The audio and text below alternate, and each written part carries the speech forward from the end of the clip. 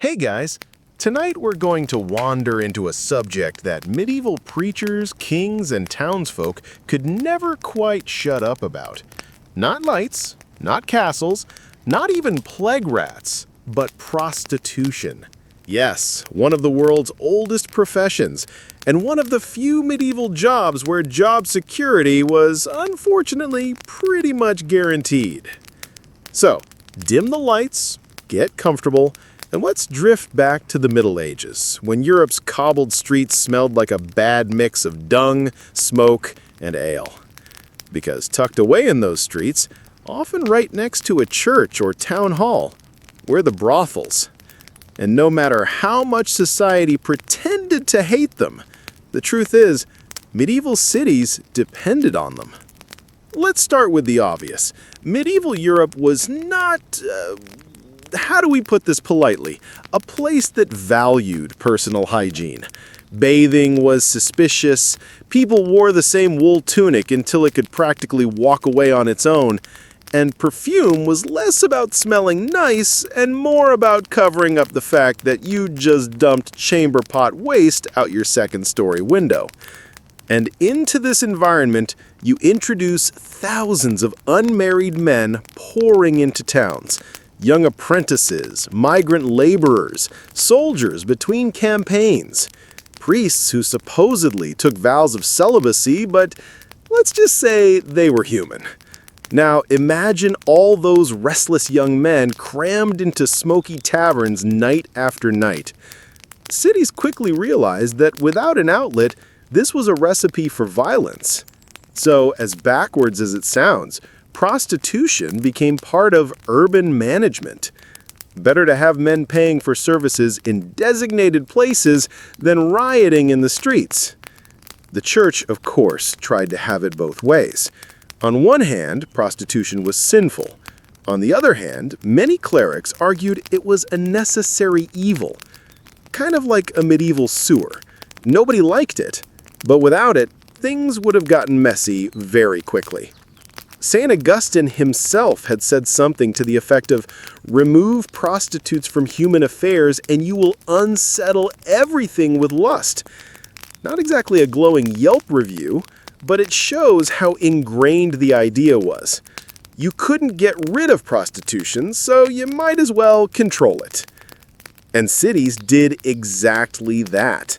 Brothels were regulated by town councils. They were often built near city walls or rivers, far enough to keep respectable women away, but close enough for men to find them after a long evening of ale. In some places, like Nuremberg or Augsburg, the city literally ran its own municipal brothel. Yes, a medieval town with an official tax-paying brothel. The logic was simple. If the city controlled it, they could make money from it. And medieval cities loved money even more than they loved condemning sin. Now let's talk about the women themselves. Contrary to romanticized notions of glamorous courtesans, most medieval prostitutes were poor women with very few options. Widows, abandoned wives, girls from rural villages who had no family to support them.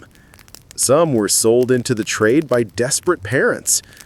And while some might rise to a slightly better status, owning a small house, wearing brighter dresses than they could have otherwise, most lived precariously on the edge of poverty. They wore clothing marked by laws, sometimes yellow hoods, sometimes striped dresses, so that everyone knew their profession. It was meant to shame them, but also to keep respectable women safe from false accusations.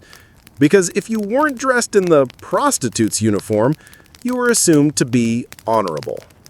Ironically, these laws backfired constantly. Men loved to complain that prostitutes seduced them, but the truth is, men had no trouble finding the brothels on their own. One of the strangest things about medieval prostitution is how public it was. Today we might imagine shady alleys or red light districts, but in many medieval towns, brothels were built right across from churches. Some cities even encouraged brothel owners to set up shop near the marketplace. Because again, the logic was simple. Keep it visible, keep it under control, and keep the tax money flowing. And while preachers railed about the sin, they also admitted, quietly, that it kept men from worse temptations, meaning adultery with married women or even homosexuality, which the medieval church feared far more. So in their twisted logic, brothels were like fire breaks in a forest. Burn one part deliberately so the whole city doesn't go up in flames. Of course, things were never that neat. Prostitution brought its own chaos. Fights between pimps and clients, outbreaks of disease, moral scandals when rich men were caught in the wrong bed. And every now and then, a city council would give in to outrage and ban brothels altogether. But the bans never lasted. Within months, underground operations popped up, and eventually, the council would sigh, throw up their hands, and legalize them again. It was a cycle, as predictable as the harvest. Now let's step into the mind of a medieval city father.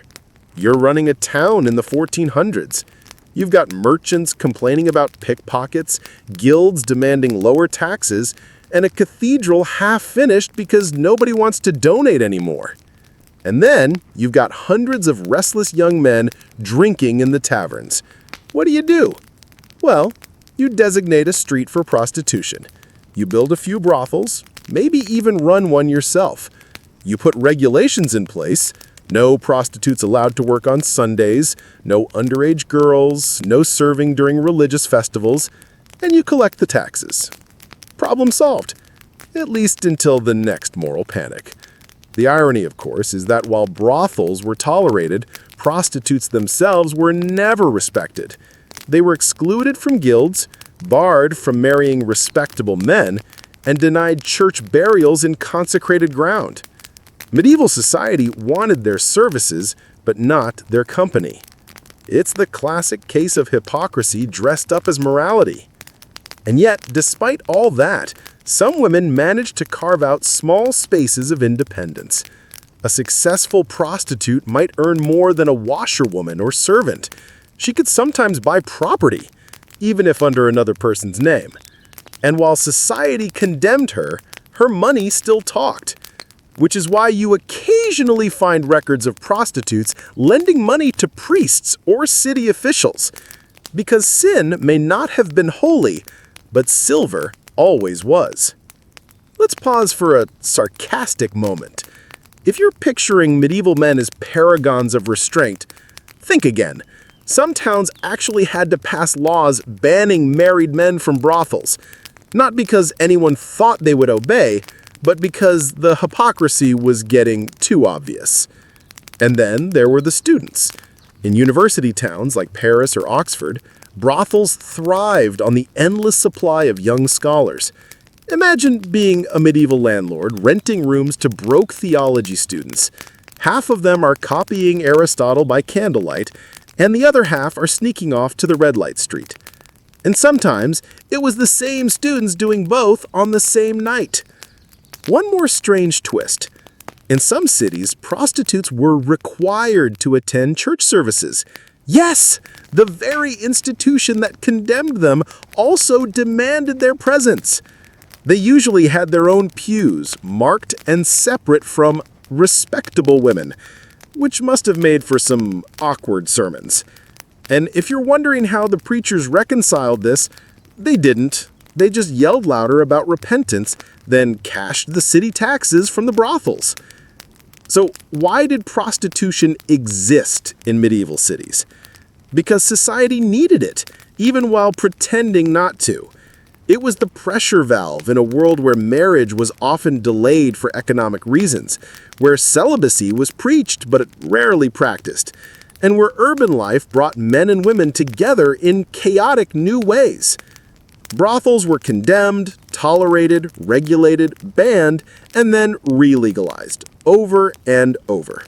But they never disappeared, because the truth is, medieval cities couldn't function without them. They were quite literally built into the fabric of urban life. Let's drift slowly toward the next part of the story. We'll move beyond Europe's stone walls and smoky taverns and look at how prostitution wasn't just tolerated, It was woven into politics, money, and even royal courts. Because as you'll see, it wasn't just the poor that ended up in brothels. Kings, bishops, and emperors all had their hands in the trade one way or another. And that's where things get really entertaining. So we've wandered through the smoky alleys of medieval towns, past the official brothels, the yellow-hooded women, and the city councils quietly pocketing tax revenue from a sinful necessity. But here's the thing. Prostitution wasn't just some backstreet affair for poor apprentices or rowdy students. It reached higher, much higher. And this is where the irony really kicks in. Because the same kings and bishops who thundered from pulpits about immorality, they were often the ones funding, frequenting, or even profiting from prostitution. Let's start with the royals. It's no great secret that medieval monarchs were rarely models of chastity. Marriage was about dynastic alliances, not romance. And once the vows were said, kings often treated their vows the same way they treated treaties with neighboring dukes, more like polite suggestions than binding contracts. So royal mistresses became a thing. And while not technically prostitutes, the line between mistress and sex for favor was pretty thin. A young noblewoman or servant elevated to the king's bed could find herself showered with gifts, lands, or even titles. In other words, transactional intimacy at the highest levels of power. Take Charles II of England, fast-forwarding a little past the medieval into early modern times, but the tradition was the same. He had a whole roster of mistresses, many of whom wielded more political influence than the king's ministers. And in France, Louis XIV's mistresses were practically celebrities. If the average medieval prostitute wore a yellow hood, the royal equivalent wore diamonds. But here's the real kicker. Sometimes the crown itself ran brothels. Not directly, of course, no king was putting brothel manager on his resume, but royal treasuries happily collected licensing fees and fines. It was seen as a reliable source of revenue, tucked alongside salt taxes and tolls. And in times of war, kings even set up mobile brothels for their armies, because nothing says God wills it during a crusade quite like a tent full of state-sanctioned prostitutes marching along with the soldiers. The church, meanwhile, wasn't much better. Clerical celibacy was a beautiful theory that most priests treated with the same enthusiasm as a winter fast. Records are full of clerics caught with mistresses, illegitimate children, or frequenting the very brothels they condemned. In fact, in some cathedral towns, the bishop actually owned the property where brothels were located. So while he was preaching against sin in the morning, his rent money from the ladies of the night rolled in quietly at dusk. Talk about divine irony. And when scandals did erupt, say when a priest was caught with a prostitute, the punishment was often a slap on the wrist. Maybe a fine, maybe a transfer to a new parish, but excommunication? Rare. Because, let's be honest, if you excommunicated every priest guilty of sexual misconduct in the Middle Ages, you'd have had empty pulpits across Europe. Now, about politics. Prostitution wasn't just tolerated, it was weaponized. Rival nobles used scandals to discredit enemies, accusations of keeping prostitutes, consorting with prostitutes, or worse, being born of one, could ruin reputations. One example, in Florence, political factions regularly accused rivals of keeping illicit houses. It didn't matter if it was true, the accusation stuck, because nothing screamed unfit to govern than your opponent spends more time in the brothel than in the council chamber. And then there's the diplomatic angle. Ambassadors often wrote reports about the morality of foreign courts, which was usually code for gossip about the king's affairs. A little sexual scandal could tilt alliances. So prostitutes, mistresses, and courtesans weren't just background characters in history, they were part of the political chessboard. Meanwhile, cities themselves leaned harder into regulation. Take Venice. By the late Middle Ages, Venice was one of the busiest ports in the world, and not coincidentally, one of the busiest centers of prostitution. The Venetian government not only tolerated it, but actively staged public spectacles to distract men from chasing noblewomen. They paraded prostitutes in gondolas dressed in bright finery along the canals. Yes, an actual floating advertisement medieval style. Did it work? Not really. Men still chased noblewomen, but Venice kept its reputation as Europe's most decadent city. And then there's Avignon. When the papacy moved there during the 14th century, the town swelled with clerics, and wherever clerics gathered, so did prostitutes. Contemporary accounts complain that Avignon's streets were filled with them, sometimes even around the papal palace. Imagine cardinals debating theology inside, while outside, the city's red light trade thrived. It was the worst-kept secret of Christendom.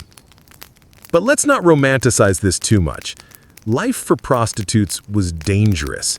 They were tolerated but always at the bottom of society. Violence, disease, and exploitation were constant threats. And while elites dabbled in the trade from the safety of palaces and courts, the women on the ground faced harsh realities. Yet, even here, some carved out niches of surprising influence. Courtesans in Renaissance Italy, for example, were educated, witty, and sometimes corresponded with scholars and artists. They blurred the line between sex work and companionship, creating a cultural niche that left its mark on art and literature. But in medieval cities, most women weren't courtesans. They were ordinary, poor, and trapped. And yet, the fact that society couldn't eliminate prostitution, that it was woven into the very fabric of towns, armies, and courts, tells us just how central it was. Let's float back for a moment. Think about it. Medieval Europe is obsessed with morality. Everywhere you turn, there's a church bell, a saint's day, a sermon about sin. And yet, beneath it all, prostitution thrived. Kings funded it, priests used it, cities taxed it, and commoners relied on it. It's one of those great medieval contradictions, like building cathedrals while tossing sewage into the street, or preaching peace while launching crusades. Prostitution was both condemned and indispensable. So far, we've drifted through the medieval streets where brothels thrived, we've peeked at kings and bishops quietly cashing in, and we've chuckled at the absurdity of priests condemning a trade they couldn't seem to stop using. But the real storm hit in the mid-14th century, when Europe was struck by something far more terrifying than any moral sermon: the Black Death. Let's set the stage. It's the year 1347. Ships dock in Sicily carrying rats, and inside the rats, fleas, and inside the fleas, Yersinia pestis. Within a year, Europe is collapsing. The plague wipes out a third of the population, maybe more. And with death so close, everything about daily life, including sex, marriage, and prostitution, shifted in ways both predictable and bizarre. Cities panicked. If you think modern governments love blaming scapegoats during crises, medieval towns wrote the playbook. And who better to blame for spreading disease than prostitutes? They were already labeled sinful. Now they were also accused of being plague carriers. Some cities cracked down harshly. Brothels were shut, women expelled beyond the walls. The logic was simple. Fewer prostitutes, fewer opportunities for unclean contact. But it wasn't just about health. It was also about optics. A frightened public wanted visible action, and nothing was more visible than dragging yellow-hooded women out of town. Of course, this did absolutely nothing to stop the plague. Rats didn't care whether or not prostitutes were working. But cities needed someone to blame, and prostitutes were always near the bottom of the ladder. Yet here's the irony. Just as often as brothels were shut, they were reopened. Because, plague or not, human desire didn't vanish. And in a world where tomorrow wasn't guaranteed, some people actually sought out brothels more, not less. Carpe diem, medieval style. The plague also reshaped regulation. Suddenly, laws about prostitution took on a more medical tone. Women were inspected, sometimes forced to undergo humiliating checks to ensure they weren't carrying visible disease. Brothel keepers were ordered to maintain cleanliness, which in medieval terms probably meant sweeping the straw a little more often and not letting the chamber pots overflow. Some cities even required prostitutes to live in segregated zones, almost like quarantine districts. Lyon, Paris, Nuremberg all experimented with forcing sex workers into particular streets, often near rivers. That way, if another epidemic struck, they could be blamed and expelled more easily. Meanwhile, the church doubled down. Preachers claimed the plague was God's punishment for sin, and since prostitution was the most visible sin, it became the perfect sermon topic. Fire and brimstone speeches warned that visiting a brothel could damn not only your soul, but also your body with plague. It was a tidy package of fear. And yet, this didn't empty the brothels. Because here's the contradiction. In times of fear, people still turned to comfort. Some drank more, some prayed more, and some sought out prostitutes. Humans are predictable that way. By the late 14th and 15th centuries, regulation became more elaborate. Some towns forced prostitutes to wear bells on their clothing so men would know who they were. Others insisted they carry special permits. It was part surveillance, part humiliation. But despite all the crackdowns, prostitution endured. Even the plague couldn't kill it off. And in some ways, the business adapted. Courtesans, particularly in Italy, rose in prominence. They weren't just sexual partners, but companions, entertainers, sometimes even advisors. Educated, witty, dressed in finery, courtesans occupied a strange liminal space, tolerated and sometimes celebrated, while ordinary prostitutes remained vilified. There's also the issue of venereal disease. By the late 15th century, Europe was dealing with a new epidemic, syphilis. It swept through armies, towns, and yes, brothels. And once again, prostitutes bore the brunt of blame. Never mind that soldiers spreading it across battlefields probably did more damage. Prostitutes were easier targets. Cities responded with more segregation, more regulation. Some brothels were transformed into quasi-medical zones, places where officials claimed to monitor the health of women. But these inspections were more about shaming than actual science. Let's not sugarcoat it. Life for prostitutes in plague-era cities was brutal. They were tolerated, taxed, blamed, and punished. And yet, they never disappeared. Because human societies, no matter how holy they claimed to be, always made room for them. Brothels were, paradoxically, as much a part of city planning as churches and marketplaces. The decline, when it came, was slow. By the early modern period, shifting attitudes, new diseases, and stricter religious reform, thanks Protestants, began to erode the old model of municipally run brothels. But in the medieval era, prostitution remained, through plague, war, and sermon after sermon. So why did prostitution exist in medieval cities? By part 3, the answer's clearer. Because it was woven into the survival strategies of towns. Because governments wanted control. Because men wanted access. Because fear needed scapegoats. And because at the end of the day, it was easier to regulate than eradicate. As we float out of this section, imagine the contradictions. A city council meeting about plague prevention, drafting new ordinances for quarantines. Outside, a brothel quietly reopening because the apprentices and soldiers kept knocking. A preacher railing about sin while city officials quietly counted the tax revenue. That was the medieval city in a nutshell. Fear, faith, and hypocrisy, all crammed together. And now, as we drift forward, we'll take one last detour into the stories of individual women. Because behind all the sermons and laws and statistics were real lives, some tragic, some ironic, some surprisingly resilient.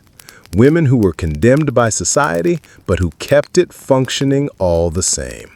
And those stories, quiet, human, often heartbreaking, deserve to be heard. So far, we've been drifting through the systems.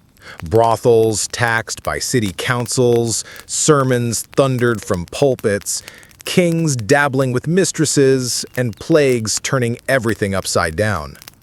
But it's easy to forget, buried under all that bureaucracy and moral hand-wringing, that this whole story revolved around individual women. Women who had names. Sometimes we still know them. Sometimes all we have are fragments in court records, a single line in a city register, or a scrawled note in a priest's confession book. And yet, even those fragments tell us something, that medieval prostitution wasn't just a social issue, it was lived experience. And those lives were often complicated, tragic, and every now and then, surprisingly clever. Let's start with the records of Nuremberg in the 15th century. The city kept meticulous accounts of its municipal brothel. Who paid the taxes, how much money came in, how many women worked there. Cold numbers, but they give us a glimpse. The women in Nuremberg's brothel weren't nameless. Some names survive: Barbara, Agnes, Greta. They wore striped dresses by city order. They weren't allowed to live outside the brothel without permission. And every week, they lined up to hand over part of their earnings to the city treasury. It sounds harsh, and it was. But here's the twist. The women sometimes used these very rules to their advantage. If a client refused to pay, they could march to the council and file a complaint. And more than once, the city fined men for trying to cheat prostitutes. So while they were marginalized, they weren't powerless. They existed inside a strange gray zone of tolerated illegality, where survival meant learning how to play the system. In London, records tell us a slightly different story. South of the Thames, in an area called Southwark, brothels flourished for centuries. Why there? Because it was outside the jurisdiction of the City of London, but conveniently close for anyone crossing London Bridge. The Bishop of Winchester himself owned the land. So yes, the church quite literally collected rent from prostitutes. The women there became known as Winchester geese. Not exactly the most flattering nickname, but in medieval slang, it stuck. And the city's records show us their world. Fines for women caught soliciting outside designated areas, disputes over unpaid services, and burials, because Winchester geese were usually denied churchyard burials. Instead, they were laid to rest in unconsecrated ground, often near the brothels where they had lived. A life of exclusion that followed them even into death. But not every story was pure tragedy. Some women managed to turn their situation into something closer to autonomy. In Paris, for example, we hear of women who became independent, not tied to any one brothel, but renting their own houses. They catered to select clients, often wealthier men. And while still stigmatized, they had more freedom than their counterparts in city-run houses. A few even managed to save enough money to leave the trade entirely. One record tells of a woman who, after years in the business, bought a small tavern. She became a landlady, serving ale to the same men who once paid her for other services. It wasn't glamorous, but it was hers. And in a society that offered women so few exits, that counted as a victory. Then there are the court cases. One German archive tells of a prostitute who sued a knight for refusing to pay. Yes, you heard that right. She dragged a knight in the court. The knight argued that as a man of noble status, he shouldn't be obligated to pay a woman of dishonor. The court disagreed. It ruled that a contract was a contract. If he promised money in exchange for services, he had to pay. It's one of those moments where the medieval legal system, so often stacked against women, bent slightly in their favor. not because the court respected the woman, but because it respected the transaction, a small, ironic justice. And then there were the scandals. Every so often, a prostitute made headlines, or rather, the parchment equivalent. Take the case of Agnes Hoto, a woman in 14th century England who disguised herself as a man to fight in a joust. She wasn't a prostitute, but her story shows how women who lived on society's margins sometimes bent the rules in outrageous ways. And while prostitutes didn't usually end up in tournaments, they did end up in the gossip mills. Chronicles mention noblemen caught with prostitutes, sometimes priests, occasionally even bishops. And when scandals broke, the women's names were often dragged through the mud, while the men conveniently disappeared back into polite society.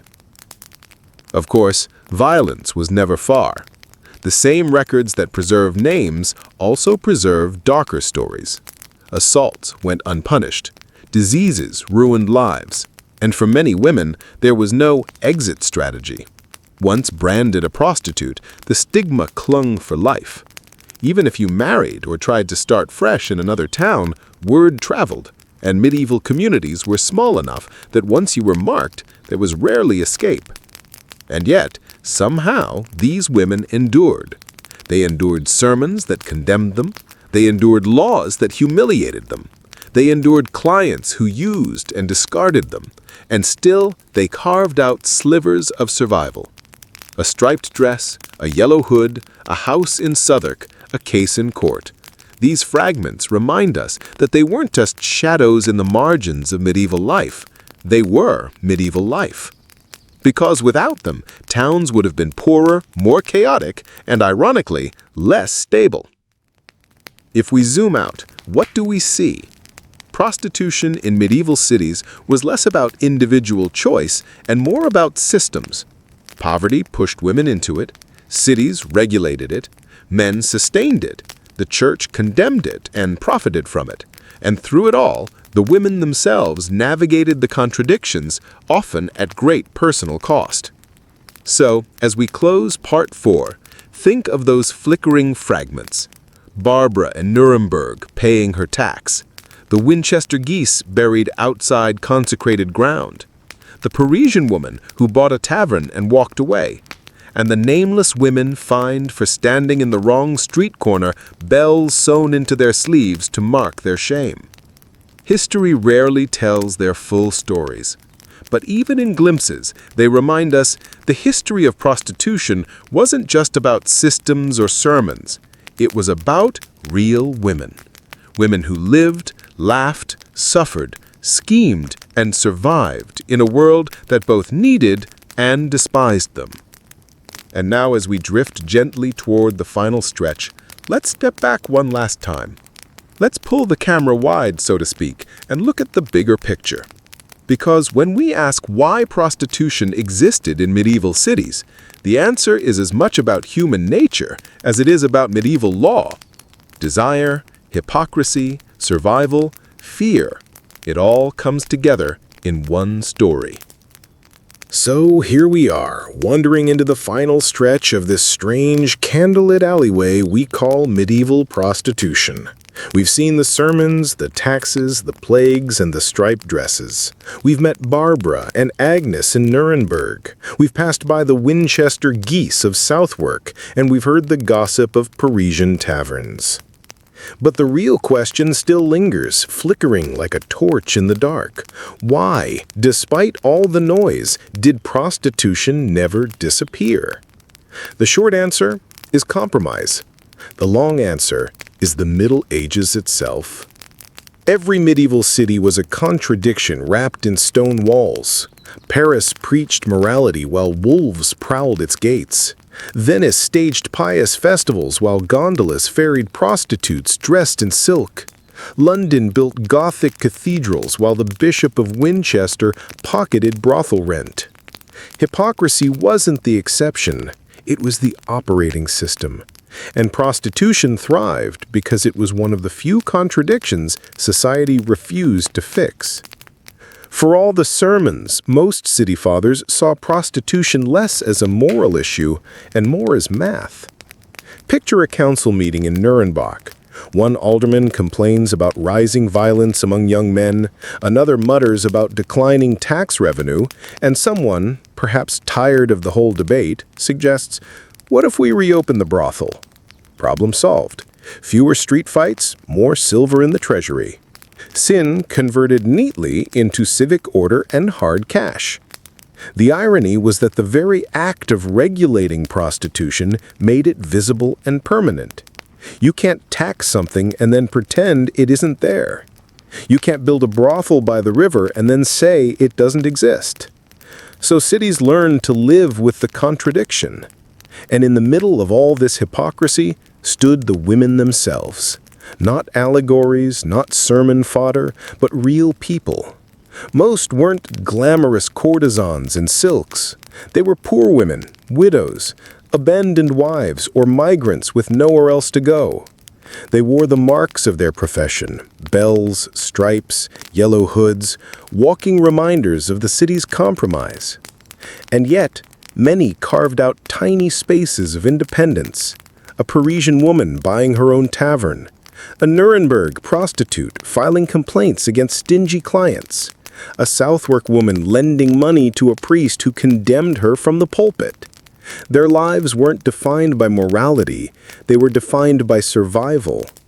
And survival in the medieval city was a kind of quiet rebellion. If you follow the money, prostitution looks less like a shameful secret and more like an entire shadow economy. Prostitutes paid taxes. Brothel keepers rented property, tailors stitched the striped dresses, tavern owners sold ale to the same men heading for the brothels, and doctors, or at least men pretending to be doctors, made money treating the French disease when it spread. Prostitution wasn't just tolerated, it was an industry. And like all industries, it had ripple effects. The women themselves rarely got rich, but the city around them profited in ways too obvious to ignore. And then there was the church. No institution shouted louder about sin, but no institution was more entangled in the trade. Priests kept mistresses, monks snuck into brothels, bishops collected rent. The Pope himself in Avignon presided over a city notorious for its prostitutes. And yet, on Sundays, the same pulpit thundered about damnation.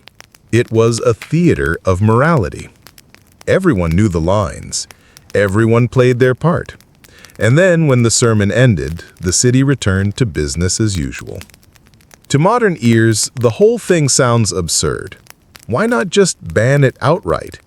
But medieval officials weren't stupid. They knew human behavior too well.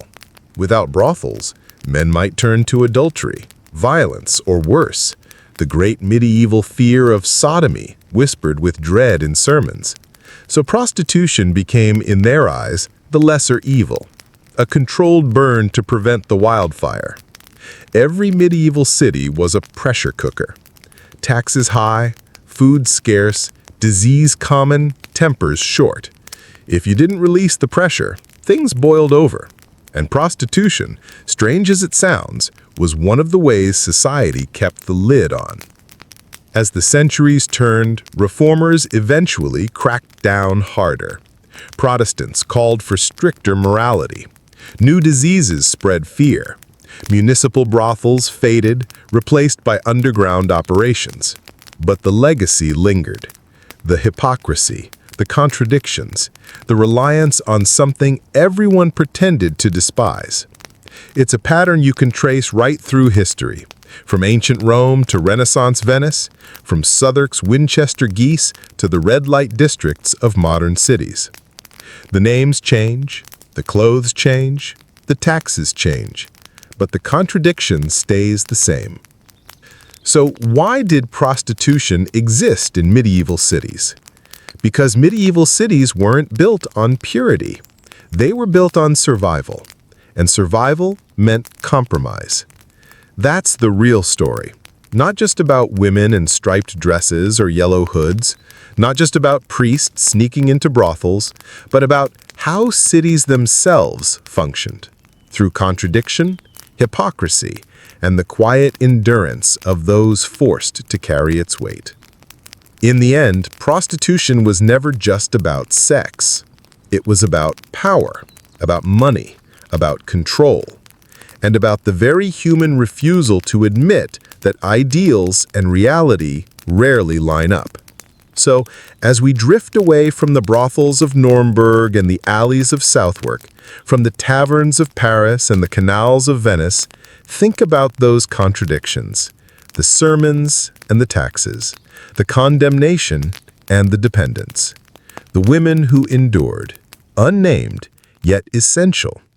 Because in the end, prostitution existed in medieval cities for the same reasons cities themselves existed. Not because they were pure, but because they were human. And humans, with all their flaws, fears, and hypocrisies, always find a way to survive.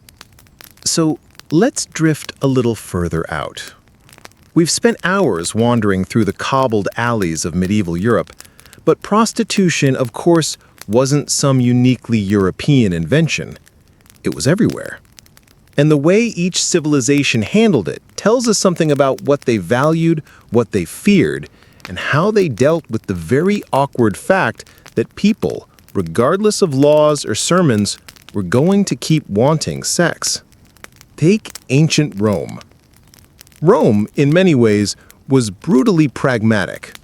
If medieval Europe was squeamish about morality but quietly taxing brothels anyway, Rome was the equivalent of someone shrugging and saying, just write it into the law. They didn't even pretend to be subtle. Prostitutes had to register with the authorities, list their names and services, and even declare their prices. Imagine standing in line at a Roman office, quill in hand, filling out a form that says Occupation Meretrix. That was Rome, bureaucracy for everything, even sin. And the Romans went one step further. Prostitutes were legally barred from wearing the stola, the modest dress of respectable women. Instead, they wore the toga, which in Roman society was essentially the sartorial scarlet letter. It's as if the state said, yes, you can do this, but everyone needs to know exactly what you are. The hypocrisy is almost admirable in its consistency. They didn't say no, they said yes, but you'll never escape the label. And then, of course, there were the brothels themselves. Pompeii, before it was famously buried under ash, had entire streets lined with them. They even had wall paintings advertising services, little frescoes showing what was on offer, like the world's oldest menu boards. Rome didn't hide its contradictions, it painted them on the walls. Now, if Rome was blunt, Byzantium was conflicted. The Eastern Roman Empire inherited all the old Roman pragmatism, but layered over it a new Christian moral code that never quite sat comfortably. Prostitution was condemned in sermons, yet tolerated in law. Empress Theodora, before marrying Justinian and becoming one of the most powerful women in Byzantine history, had herself been an actress, which in that world was often just a polite euphemism for sex work. Theodora never forgot her past, and later in her reign, she tried to help prostitutes escape the trade, founding institutions to shelter them. It was one of history's strange ironies, a former sex worker becoming the face of imperial virtue, trying to pull others up behind her. And yet, prostitution never disappeared in Constantinople. Even under the shadow of Hagia Sophia's domes, the same old streets stayed busy at night. And then we slide east again, into the Islamic world of the Middle Ages. Here, things looked different on the surface. Islamic law condemned prostitution outright. Cities like Baghdad or Cairo were supposed to be models of moral order. And yet, human desire doesn't exactly vanish just because a sermon says it should. Instead, the system bent in peculiar ways. Concubinage, for example, was legal. Powerful men could keep enslaved women as concubines, and while the law technically restricted it, in practice it blurred the line between slavery and sex work. And in the great cities of the Islamic Golden Age, there were always whispers of women who moved in those shadows. Singers, dancers, entertainers, sometimes sold, sometimes freelancing in a world that officially pretended they didn't exist. China, meanwhile, created its own model. In the Tang and Song dynasties, prostitution existed openly, but it was stratified. At the top were courtesans, women trained in poetry, music, and refined conversation. They weren't just selling intimacy, they were selling art, culture, and status. Poets wrote verses about them, emperors visited them, and their influence wove through the cultural life of the age. Below them were the ordinary sex workers, whose lives were much harsher, though equally tolerated as part of the urban economy. It's striking how similar that looks to Renaissance Italy centuries later, with its witty courtesans and anonymous street women. Different continents, same divide. And then there's Japan. The medieval Japanese world gave rise to the figure of the yujo, women of the pleasure districts, and later the more refined courtesans of the floating world. Samurai, poets, and merchants all mingled in these spaces where pleasure and art blended together. And much like in Europe, the women who reached the highest levels could wield surprising influence, though never escaping the stigma entirely.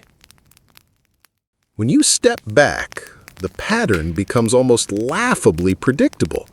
Every culture condemned prostitution in theory. Every culture tolerated it in practice. Some taxed it, some registered it, some disguised it as concubinage, performance, or art, but none eliminated it. And why? Because the same forces existed everywhere. Young men with no families, delayed marriages, wars sending armies of restless soldiers home. Priests, monks, imams, and emperors, all men who declared celibacy or virtue and then found ways to bend the rules. It didn't matter whether you were in Paris, Baghdad, Constantinople, or Chang'an. The story was the same. And here's the part that makes it almost funny in a very medieval, ironic way.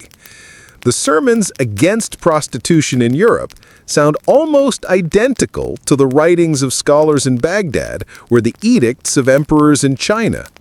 Everyone declared it was shameful, sinful, degrading. Everyone promised to stamp it out. And then, a few lines later, everyone admitted it was impossible. So instead, they regulated it. They taxed it. They tried to manage it. Civilization, once again, came down to compromise. So when we look back at medieval Europe and ask why prostitution existed, the answer becomes bigger. It wasn't just Europe. It was everywhere. It was Rome, painting frescoes in Pompeii. It was Theodora, remembering her past in Byzantium. It was Baghdad, whispering one thing and practicing another.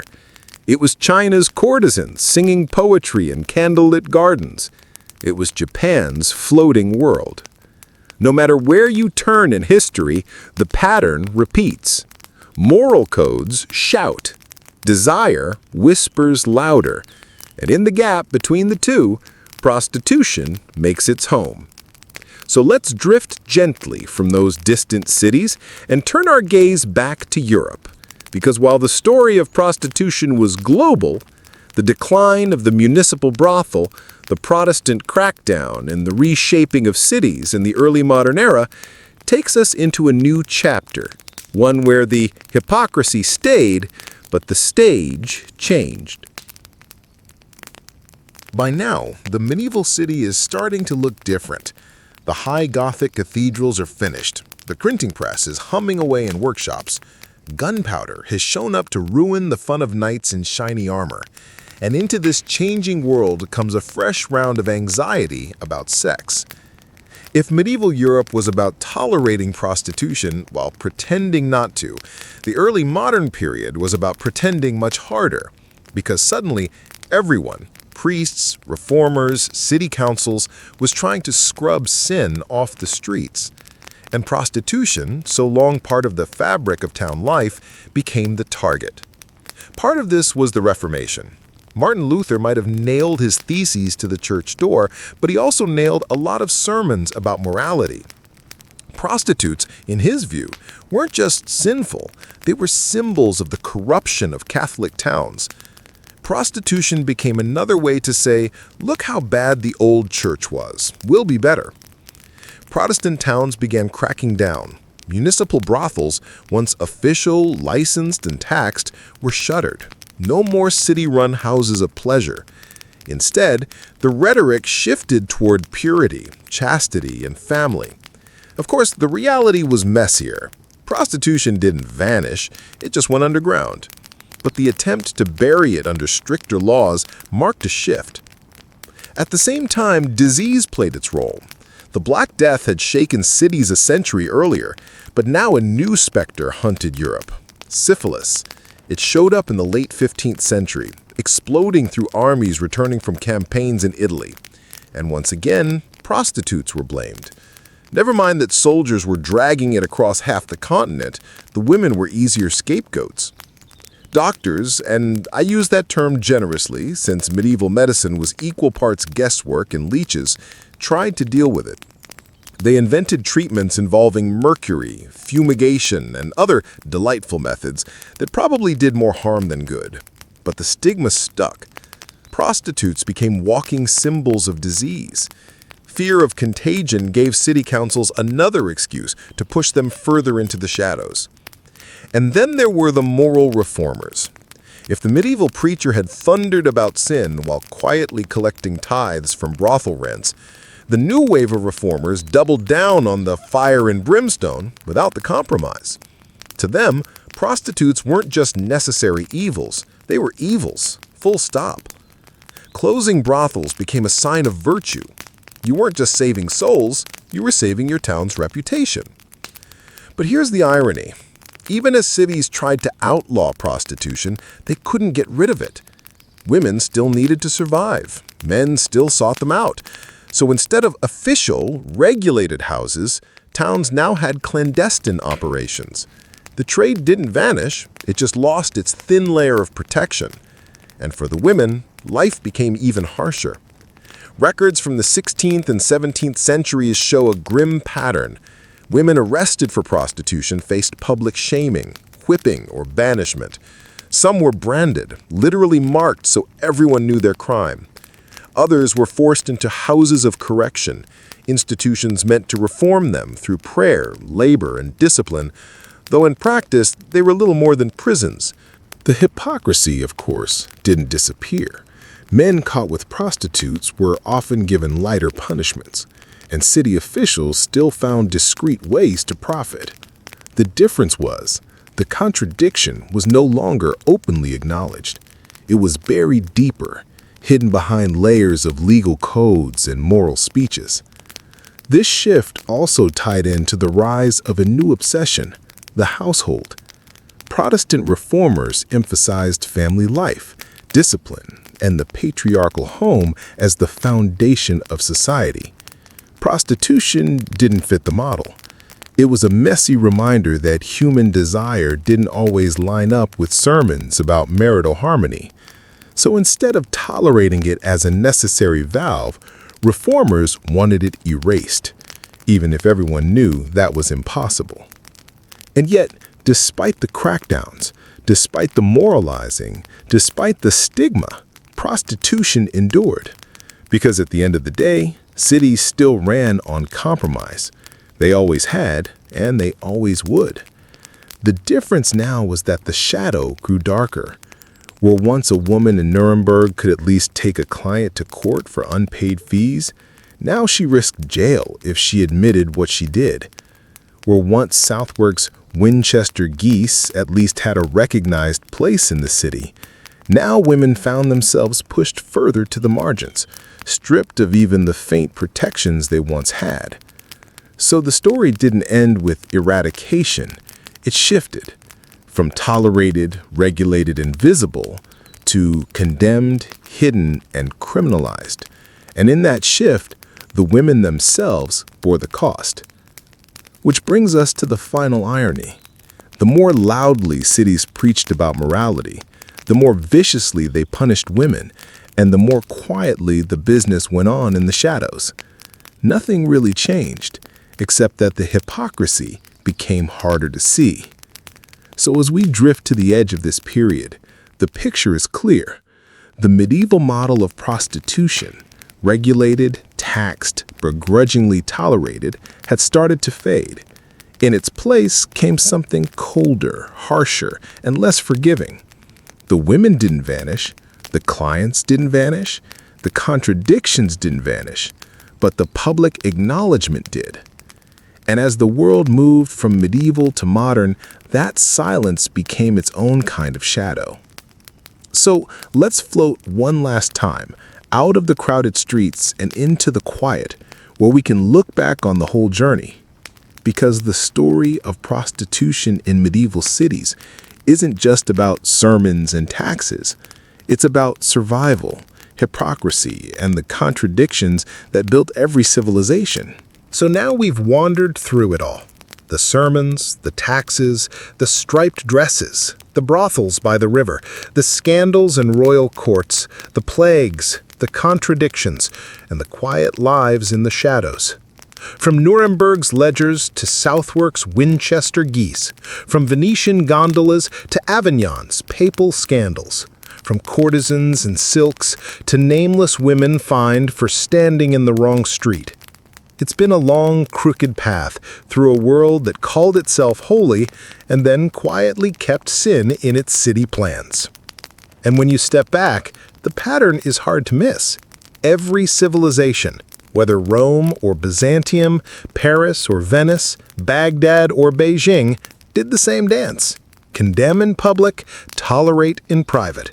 Preach morality, collect taxes. Blame the women, ignore the men. Stamp it out, then reopen it again, over and over for centuries. Why? Because cities were never really built on virtue. They were built on compromise.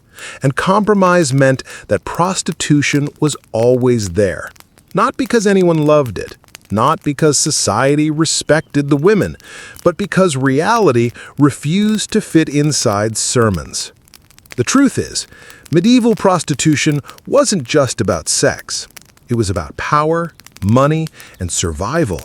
It was about apprentices and soldiers looking for release, about city councils looking for revenue, about priests who wanted to condemn sin on Sunday and indulge in it by Tuesday, and about women who, with little choice, turned necessity into endurance, carving out what scraps of independence they could in a world stacked against them. It's easy to judge the past, to laugh at striped dresses and yellow hoods, to roll our eyes at preachers shouting while counting rent money. But if you look closely, the story is familiar. The hypocrisy hasn't gone away. The contradictions haven't disappeared, they've just changed shape, slipped into modern forms. And maybe that's why this story lingers, because it's not just medieval history, it's human history. The messy mix of desire and fear, of power and survival, of rules that everyone ignores because reality is louder than sermons. So as we drift into the end of this journey, picture the medieval city one last time. The cobbled streets glistening after rain, the torchlight flickering on wooden beams, the church bell tolling somewhere in the distance, and in the alleys, the shadow economy humming quietly, tolerated and despised at the same time. That was the medieval city in its truest form. Not just stone walls and soaring cathedrals, but contradictions stitched together by survival. And in those contradictions, prostitution found its place, not respected, not honored, but always there. So tonight, as you close your eyes, let those contradictions settle softly around you. The sermons, the taxes, the hypocrisy, the resilience. It's a strange story, yes, but it's also a human one. And like all human stories, it whispers something about us, that we survive, we compromise, and we carry on, even in the shadows.